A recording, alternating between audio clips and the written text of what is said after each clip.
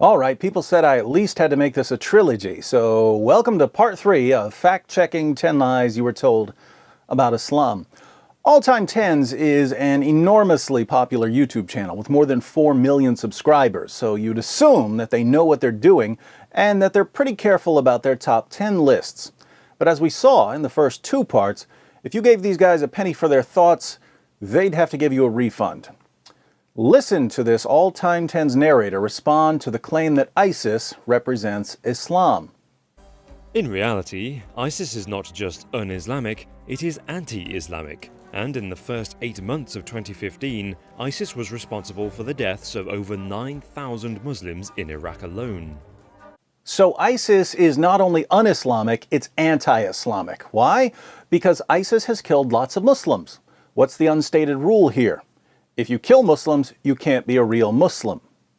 Okay, pop quiz. What kind of Muslims does ISIS kill? Do they kill A, Muslims they regard as upstanding, faithful, devout servants of Allah? Or B, Muslims they regard as hypocrites and apostates? The correct answer is B, as in boy, All Time Tens has some really stupid writers. Why do we need to point out that ISIS kills Muslims they regard as hypocrites and apostates? Well, because All Time Tens is under the delusion that Islam condemns killing any kind of Muslims in any situation, and that's sheer nonsense. But don't take my word for it. Surah 9 verse 73 of the Quran says, "O Prophet, strive hard against the unbelievers and the hypocrites and be unyielding to them, and their abode is hell, and evil is the destination." The word for strive hard in this verse is a form of the word jihad. Allah commands Muhammad to wage jihad not only against unbelievers, non-Muslims, but also against hypocrites, people who claim to be Muslims but aren't really obeying Allah and Muhammad. Can you think of any groups that are waging jihad against unbelievers and hypocrites and are unyielding to them? I certainly can, but All Time Tens insists that anyone who obeys Allah's command to wage jihad against hypocrites isn't a real Muslim. What about apostates? In Sahih al-Bukhari 69:22, Muhammad proclaims, "Whoever changed his Islamic religion, kill him."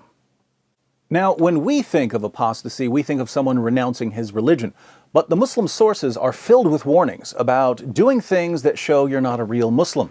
For instance, Surah 4 verse 65 of the Quran says that if you have any resistance against Muhammad's decisions, you're not a real Muslim. The verse reads, "But know, by your Lord, they can have no faith until they make you, O Muhammad, judge in all disputes between them and find in themselves no resistance against your decisions and accept them with full submission." Do you see the massacre starting to brew? Muhammad orders his followers to kill apostates, and the Quran says that if you find any resistance against Muhammad's decisions, you're an apostate. Put those together and you've got an ISIS-style bloodbath on your hands. And Muhammad's closest companions launched an ISIS-style bloodbath when people in the Muslim community found resistance against his decisions.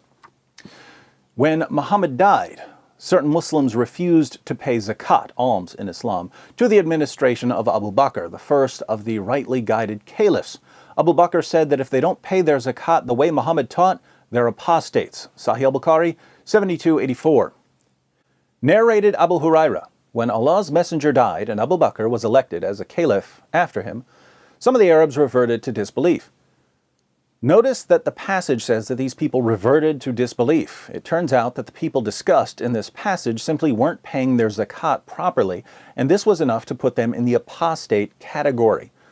Umar said to Abu Bakr, "How dare you fight the people?" while Allah's messenger said, "I have been ordered to fight the people till they say, La ilaha illallah, there is no God but Allah. And whoever says La ilaha illallah saves his wealth and his life from me, unless he deserves a legal punishment justly, and his account will be with Allah." So Umar's objection is that Muslims aren't supposed to kill fellow Muslims. Sound familiar, All Time Tens? Abu Bakr said, "By Allah, I will fight him who discriminates between zakat and salat, prayers, for zakat is the compulsory right to be taken from the wealth. By Allah, if they refuse to give me even a tying rope, which they used to give to Allah's messenger, I would fight them for withholding it." Abu Bakr's response to Umar is, we can't discriminate between zakat, alms, and salat, prayers. In other words, if someone stops praying the 5 daily prayers, we recognize that he's no longer a Muslim, but the same prophet who told us to pray also told us to pay zakat. So if someone refuses to pay zakat, he's an apostate, and even though we're not supposed to kill good Muslims, we are supposed to kill apostates.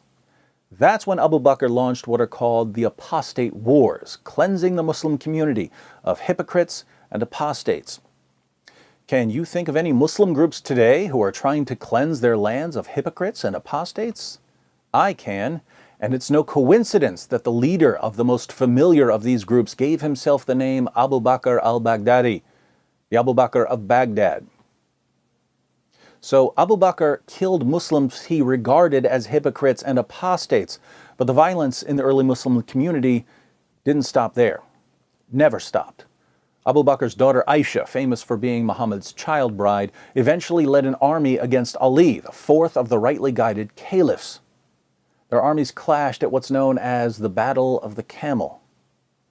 Now think about this. Muhammad gave Aisha the title Mother of the Faithful. Muhammad gave Ali the title Commander of the Faithful. The Mother of the Faithful led an army against the Commander of the Faithful, and around 10,000 Muslims died in bloody combat. Perhaps all-time tens will try to convince us that Abu Bakr and Aisha and that entire first generation of Muslims weren't really Muslims. But what does Muhammad say? Sahih Muslim, 6470. The Messenger of Allah was asked, "Which of the people are best?" He said, "My generation, then those who come after them, then those who come after them." Sahih Muslim 6478. A man asked the Prophet, "Which people are best?" He said, "The generation to whom I was sent, then the second, then the third." What's the best generation of Muslims? According to Muhammad, the first generation.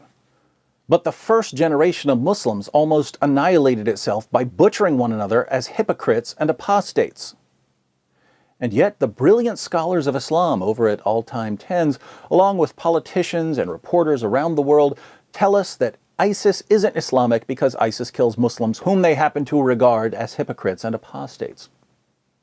Well, I'm sick of arguing, so I'm just going to grant what All Time Tens and President Obama and Prime Minister Cameron say.